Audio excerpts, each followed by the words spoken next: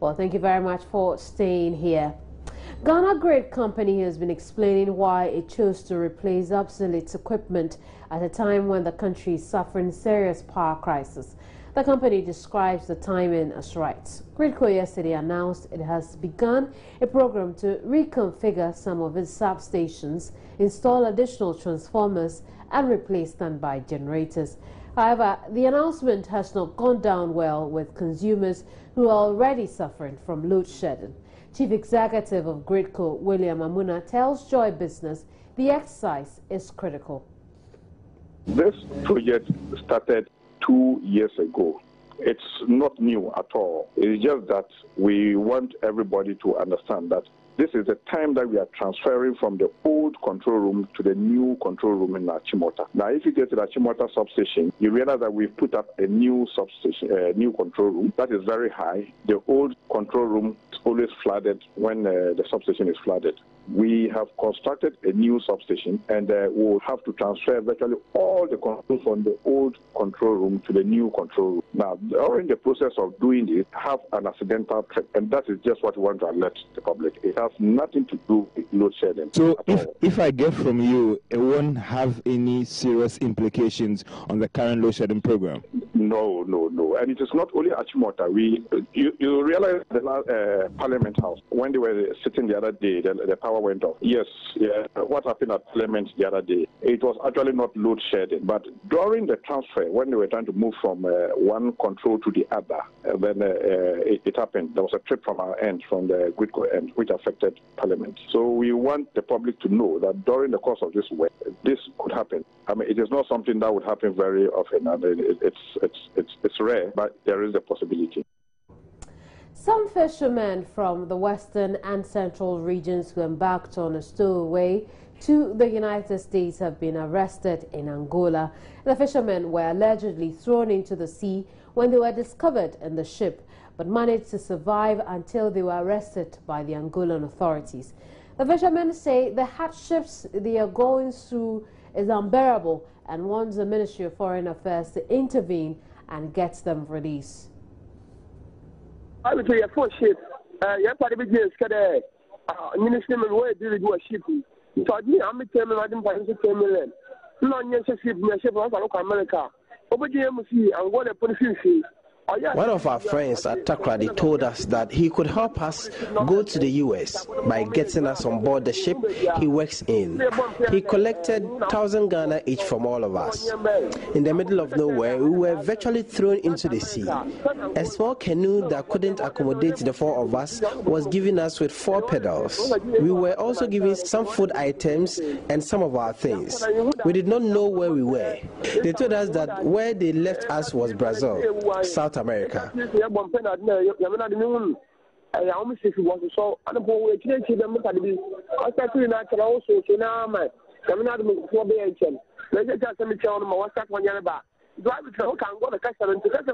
swam for almost 6 hours with no one in sight. We struggled and prayed for a breakthrough. Luck smiled on us as we saw some people who we shouted and signaled to come to our aid. When we were rescued, we couldn't hear a thing of what they said. We didn't understand the language they were speaking. They locked us in a cell in one of the cities in Angola. We were told in the capital, Luanda. We have been here for the past 1 month. We have grown very lean. We eat every 2 days. We are weak. We need help as soon as possible. Well, let's get onto the phone line and speak with the chief fisherman in Takrady, Francis Adam. Thank you very much for your time here, Mr. Adam. Thank you. Now, how many of these fishermen come from your jurisdiction? Pardon? I'm asking how many of these fishermen you know. I know 6 of them. Let's get to know these fishermen. Who are they? Two came from Western region, one from Ecoase, Sekendi, and the one from Takrady, and 2 from Elmina, and the one from Cape Coast, and the one from Winnipeg. Do you know what their ages are? I'm asking if you know how old these fishermen are.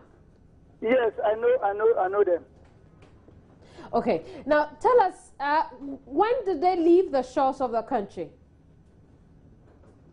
Normally, I don't know, but it was yesterday that I have a call, and when I take the call, the one of the three called me, and he said we are traveling to the Europe, and we've been doing it so they arrested us. We are on the Angola police station, and since that time, they feed them once a day, and some of them are also sick, and they need the help of foreign minister. That's why I called the JFM to help us. Now, were you surprised to know that these colleagues of yours had taken that step?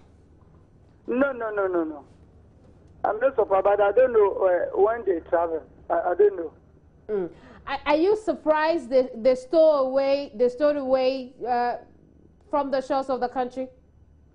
Yeah, I'm surprised. I'm surprised because usually it's not as fishermen are going to Sowe. This is the first time these fishermen are being in Sowe. And so when you heard the news, have you interacted with their family members? Yes, I interacted with them. Even yesterday, they called me. I interacted with them, and they are still appealing to the foreign minister, and they don't know what to do. I see. Now, essentially, how did the family members react to the news of their relatives locked up in Angola? Some of them, one from ECOWAS, the mother called me, and another one from Elimina, the co-application, people know as Asafua, also called me. These two gentlemen, they called me and sent their mother to call me, and I told them that JFM are taking the story, so let's see if Foreign Affairs can intervene and release them. Beyond that, are we seeing you being the chief fisherman in the area take any action in this regard? Yeah, I am the Central Region Fisherman Fishmonger Association chairman. So normally they know my number. That's why they call me. I see. Thank you very much, Mr. Adam. Francis Adam is chief fisherman in the Central region. And I will continue this conversation in subsequent broadcasts. But let's talk about some labor-related issues now. And Labour Minister Haruna Idrisu has assured government has taken steps to avert the recurrence of the situation where junior doctors are made to wait for months before receiving their salaries. As government, it was not a temporary resolution of this matter, which was our concern, but a permanent long-term resolution of it, because it's been perennial in character, seasonal in nature as doctors pass out, and accordingly the Controller Accountant General, working with officials of the Ministry of Finance, Ministry of Employment and Ministry of Health, have concluded guidelines for placement of members of medical association into the mechanized payroll system, and that will solve this problem for good. And I'm proud to announce that it's a major intervention that we will action in the coming days. We expect that house officers in the health sector who complete their medical school and have to serve their housemanship, the medical authorities, that is the institutions, will submit a list of the medical students who are due for housemanship at least 2 months before the completion of the medical school to the Ministry of Health. Health will then forward same to the Ministry of Finance for clearance and of the potential house officers. And Finance shall, within 2 weeks after receipt of the request from the Ministry of Health, issue that particular clearance from the Ministry of Finance. So the seasonal perennial problem where you get out of medical school and don't know when you are paid. An Accra Circuit Court has found guilty the man who carried firearms to the Assemblies of God Church here in Accra with the aim of meeting the president. The man identified as Charles Chum was found guilty earlier today. Kwachi Afre Nyama joined us from the court with details of this. Hello, Kwachi. Yeah. Tell us exactly what happened in court. Hello. Hello, Kwachi. I'm asking that you tell us exactly what happened in court today. Well, this accused person, convicted now, has been sentenced to 10 years in prison for second-degree felony. In fact, initially, when he appeared in court, the official charge was possession of firearm without lawful responsibility, and the prosecution mentioned that he had procured this gun. He had bought this double-barrel pistol from Burkinabe, and in fact, soon after the judge had asked him whether he pleaded guilty or not, and he had indicated that he pleaded guilty, he started confessing and indicating essentially that this was premeditated, that he wanted to kill President John Mahama, and he narrated events from when the late President Evans Tamale was president, and he indicated that at one point he went to the castle to speak to the soldiers, the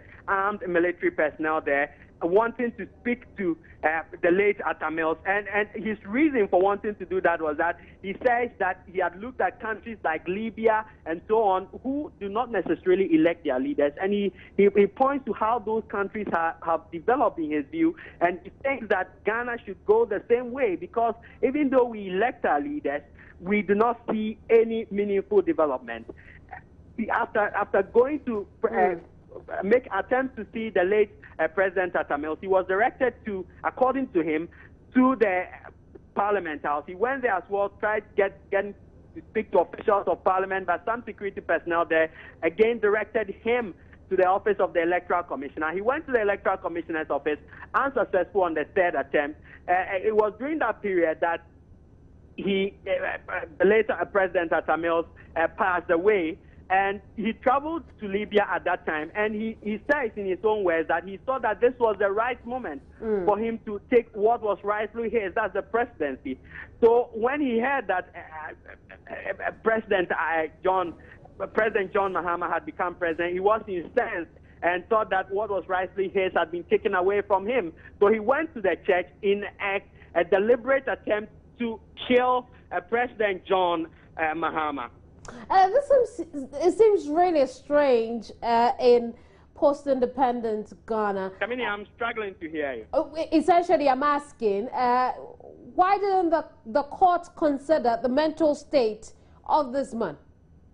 Well, it came up at a point. In fact, the judge, when the man started confessing, I'm talking about the convicted man, Charles N.T., the judge at the point asked whether he's mentally sane, and the prosecutors insisted that in fact he is sound mentally. And at a particular point, when he was continuing with his narration, a lawyer in the court, and who was holding watching brief, indicated that this man is not mentally sane, and he recommended that the judge allows him to see a psychiatrist. But at this point, the judge insisted that based on the very the evidence that he was given in terms of his own confessions, it was very shocking to the entire court. The judge himself was shocked, and he said that based on this, there was no doubt in his mind that this man is sane. So he ruled out completely the possibility of Charles N.G.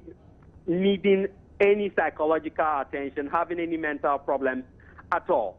Was this man represented in court? He wasn't represented in court at all, and that was one of the first questions the judge asked him, whether he has a lawyer, and he indicated that he had no legal representative.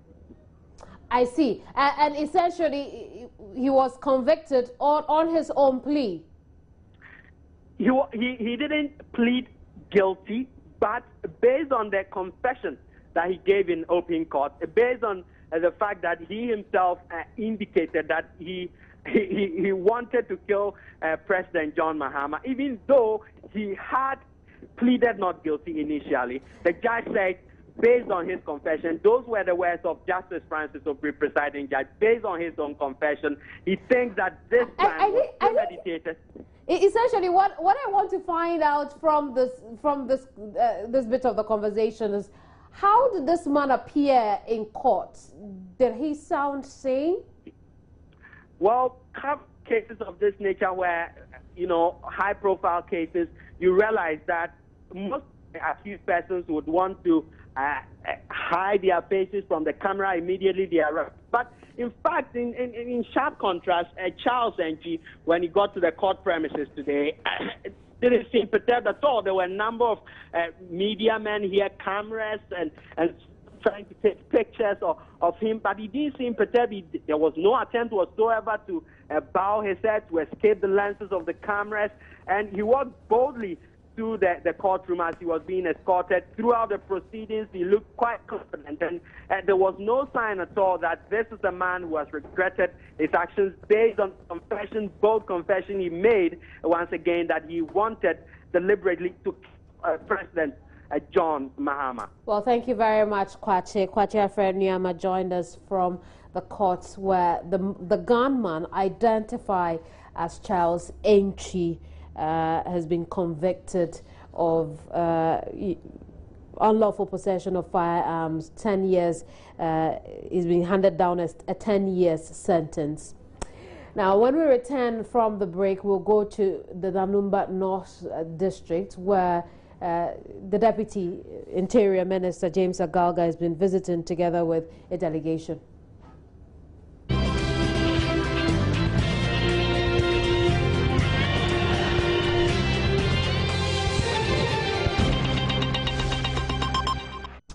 The District Chief Executive of Nanumba North, Mohammed Ibn Abbas, says he fears anything could happen in spite of the peace in Bimbilla. The troubled town is currently under a 4 p.m. to 6 a.m. curfew following recent clashes which left 13 people dead.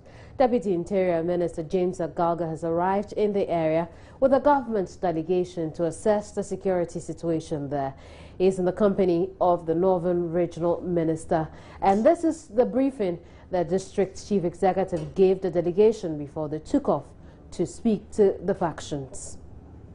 We are on top of the security situation. The citizenry are going about their normal duties. They are respecting the curfew. So from where we sit, we are achieving our objectives. But in every situation, you cannot tell what the future would be, because any untoward situation can reverse the progress that we have made so far. And that is what I mean by it is calm, the situation is under control, but it is unpredictable. I am also saying this given the background that there are still suspicion amongst the factions involved in this impasse. There are accusations and counter-accusations, and that is the crux of the matter. Once the people are suspicious of one another, you cannot tell what would happen next. Now let's go to the phone lines and speak with Seth Kwame Boate, who is covering the visit for us. Thank you very much, Seth, for joining us here. Good afternoon, Kevin. Now, where is the delegation now? We left the Chief's Palace about 10 minutes ago, and presently they are meeting opinion leaders and elders in this community at the Bimbilla Government Library, a neutral ground, I would say. And when we went to the Chief's Palace, the Deputy Interior Minister told them the President wasn't happy about the developments here. From last year, we know Bimbilla has been in the news for all the bad reasons, starting with the killing of the chief here and a number of people dying from some misunderstandings that ensued a few weeks ago. So he said the President sent him here to speak to them, that he's not happy about development here and that they should see the need to ensure that there is peace in this town. And he emphasized that he knows there's a curfew here which has brought further hardship on the people here, but they can't do anything about it, and so they see the need for peace to prevail here. And he said, until perpetrators, those who started the violence, are arrested, the curfew will be in place. Very well. Now let's take a listen to that conversation with Deputy Interior Minister James Agalga, and then we'll come back to what response he got from the chiefs. The Republic of Ghana, to share a few words with you. First of all, I would like to thank His Royal Highness the Regent, his elders, and the DCE for doing us the honor when my father passed on a couple of months ago. That is not the reason why I'm here, but custom demands that I express my gratitude to the Regent, because when I was mourning, he sent a delegation.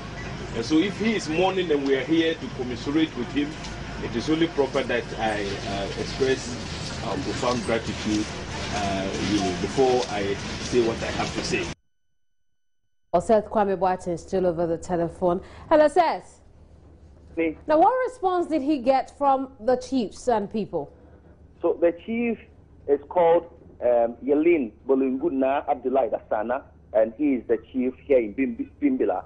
And he told the minister that they are also not happy with the disturbances here, and he, together with elders, will do everything possible to ensure that the peace that they are realizing now is enhanced, and that they would not do anything to deteriorate the peace again.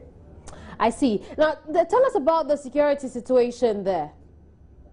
There is heavy security presence, both military and the police, and they are all over. Everywhere you pass in Bimbila, you find armored vehicles and a number of cars from the military parked at various positions, all trying to ensure that the disturbances here will not resurrect.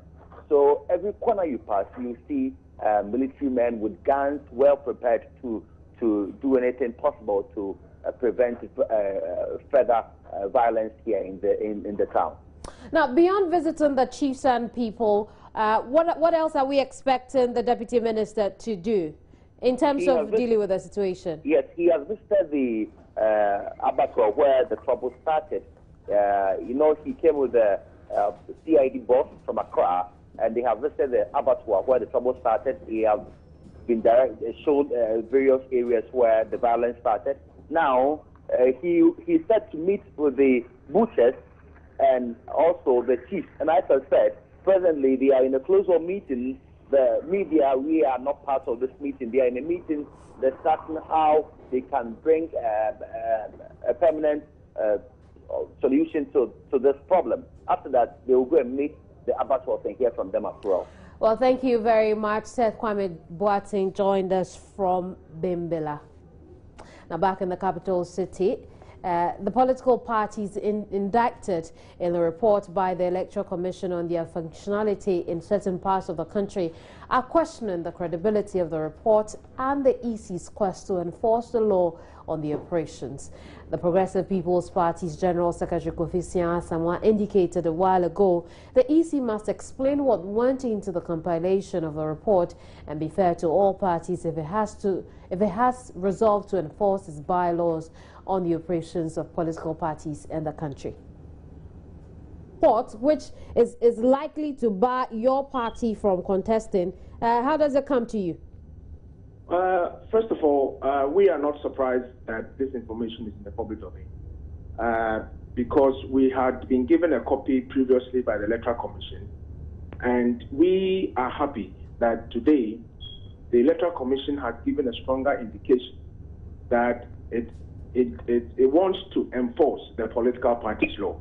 So we are not perturbed at all as far as this revelation is concerned.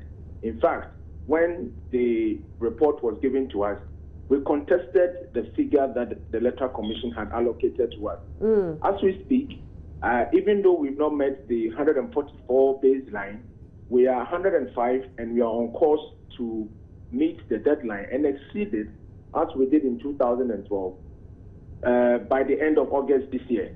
So for us, we are not worried, but we are actually happy that the EC is beginning to use the political party offices requirement to deregister some parties that we have always advocated that they should be removed from the register to sanitize it for Ghanaians to vote properly. Political science lecturer Dr. Evans Agridako also had some advice for the Electoral Commission on the latest report. All the political parties who have been affected by this have argued that, look, there are political seasons, and when the season comes, you see representation across the country. There are modern ways that people are communicating now and may not necessarily need a physical building to identify them in a particular region or district or wherever the party would represent itself. Wouldn't that argument have place here? That argument is far-fetched. Unfortunately, it's far-fetched. So what these political parties will be arguing for is the fact that maybe you can use the social media among others. Then we can as well cede the presidency to another country. You understand? Because we can also govern this country from outside. So why would we also require the physical presence of president, for instance? And why is it that when the president leaves, we expect somebody to take over so that we don't have a power back? We shouldn't stretch the argument. Representation is representation. Of course, there are ways by which you also address certain concerns using the available media, social media, among others. But the Constitution requires a certain threshold, and a certain threshold includes some presence, some physical presence. So not until we have amended that physical presence then will mean that you can use the social media. The law is a law. Then again, Doc. Before the political parties or any potential party is given the license to operate as a political party here in the country, why doesn't the EC effect this law? Yeah, that's what we're saying, that some of us have argued that the EC has not applied itself diligently and meticulously in this area. Now, if it has applied itself to the core mandate, I mean, this particular provision, we shouldn't have 23 or so political parties in this country. At most, we should have more than about 6, you know. So now, if they want to apply the law, what it means is that the threshold is very high. We should not necessarily, in a multi-party democracy, we don't necessarily have a dominant political party. We need political parties, and I disagree that there's something we call off-season. In political science, you know, off-season political parties, you know, having an off-season period is alien, you know, to the theory and practice, you know, of politics. The political parties, apart from contesting political power, must constantly engage the public, the citizenry, must constantly engage the politics of the state, must constantly put governments on their toes. It's business news after this. Please stay.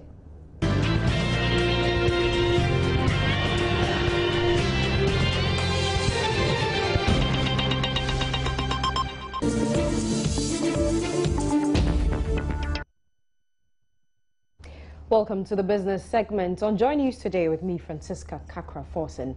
Workers of Intercity State Transport and STC say they will lend half of their salaries for July and August this year to the company for the purchase of 4 Mercedes-Benz buses from Germany. This was resolved at a Durbar attended by about 450 workers and management. We are joined on the phone line by branch manager of the Tudu STC terminal and also Divisional Union Chairman Hope Kofi Klu. Thank you very much for joining us, Mr. Klu. First, tell us why workers are giving part of their salaries to get these buses. Yeah, quick one. Good afternoon to you and your listeners. First of all, the entire workers of Intercity STC and management had a national Durbar subsequent days ago. And before the workers and management, his able managing director, Honorable Samuel Nyamadonko, put it to bear to the workers that the very situation we find ourselves now, in our quest, waiting for His Excellency John Mahama's President of the Republic coaches that are coming. The delay, now we are in peak season, or our peak season is just close.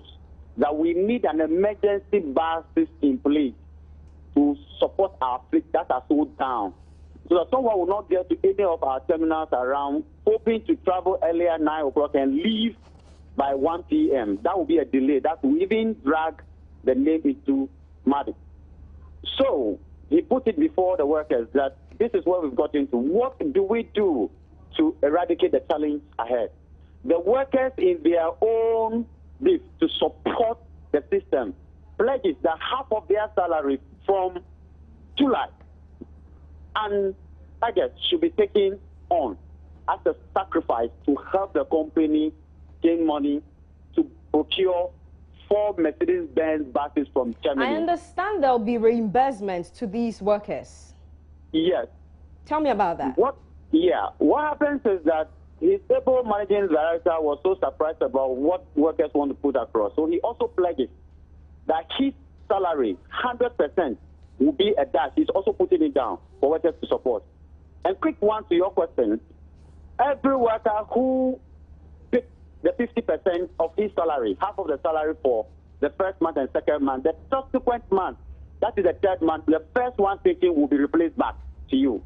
Then the following one, that is October, the last one will also be given to you. So it's not money for free. So October and November, you'll be reimbursed the 50% you are forfeiting now.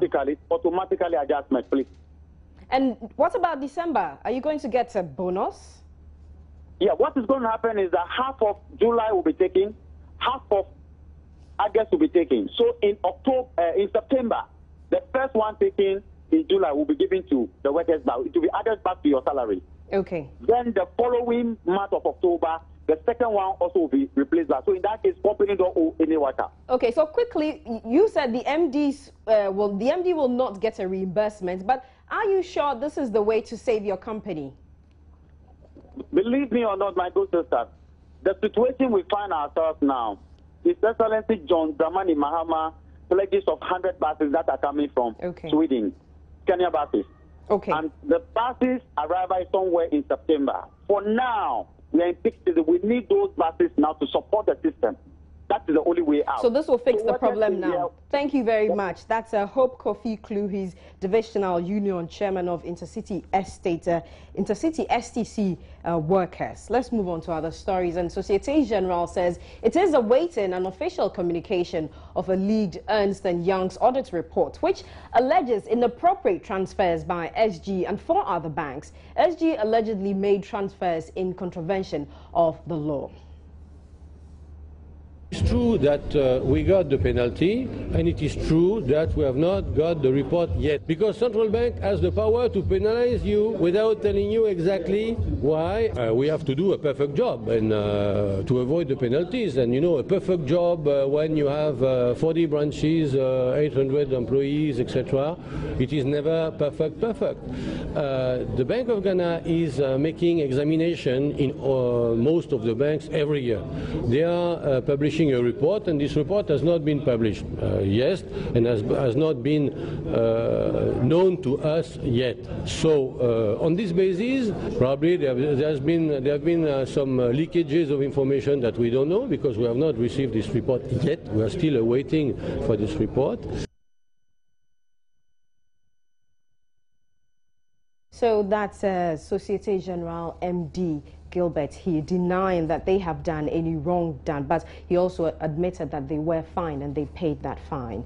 Now, the Association of Ghana Industries calling on government to set up a 1 billion cedis stimulus fund to support local industries. President of AGI, James Asare at the Halaba Business Excellence Awards told Joy Business that the fund is to serve as a rescue package for local businesses that are struggling as a result of the country's economic challenges. GI has always been talking about cost of credit in the country, which invariably affects cost of doing business. And here we are not only talking about the cost of credit, but we are even talking about the availability of credit. Apart from the fact that, I mean, you borrow at between 30 and 35%, you know, you also have to contend with unavailability of this credit to the private sector. It is very worrying that at this point in time, even getting medium to long-term capital, which is really needed for industry to be able to expand, for industry to be able to retool, it's very, very challenging, for us as a country. We have always called for the need for the government not to crowd out the private sector in the domestic market as far as borrowing is concerned. And this has been our key issue. So Helaba Group, as a leading bank in Germany, has come at an opportune time, to extend credit, particularly to small and medium-scale enterprises, where capacities, they will be able to build their capacities or be able to expand production outlay and launch into the export market. Association of Ghana Industries has persistently been calling on government to set up 1 billion Ghana cedi fund, what we call stimulus fund, to support local industries. You realize that the challenges are so many at this point in time, such that there's a need for a rescue package of a sort. That's it for the business segment with me, Francisca Kakra-Forson.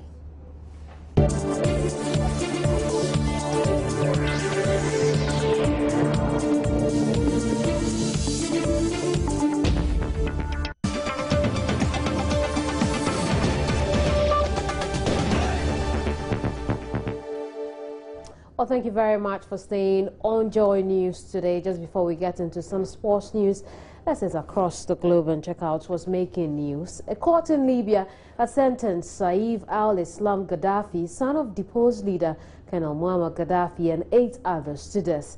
This is for war crimes linked to the 2011 revolution in that country. More than 30 close associates of Colonel Gaddafi were tried for suppressing peaceful protests during the uprising. Saif al-Islam was not present in court and gave evidence via video link. He's been held by a former rebel group from the town of Zintan that refuses to hand him over. Former head of intelligence for the Gaddafi regime, Abdullah al-Sanusi, is among those also facing death by firing squad.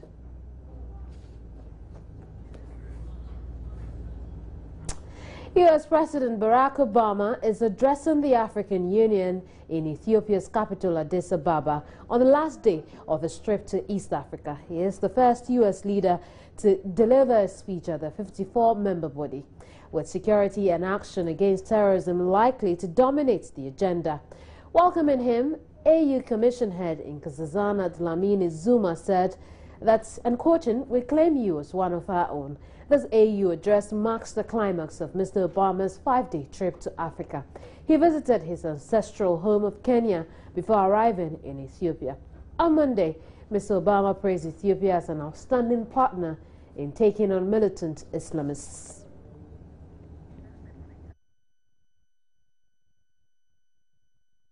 That's it for the segment. Sports is next.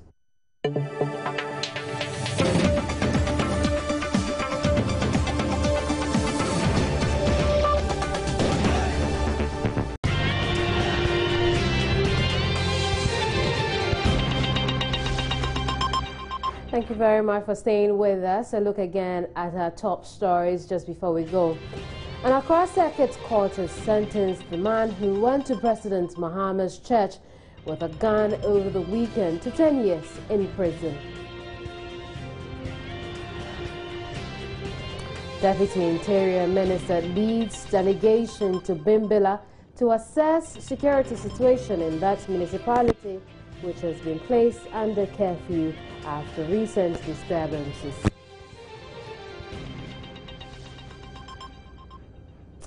That's it for the hour. Visit myjoyonline.com for more news. Thank you very much for staying through.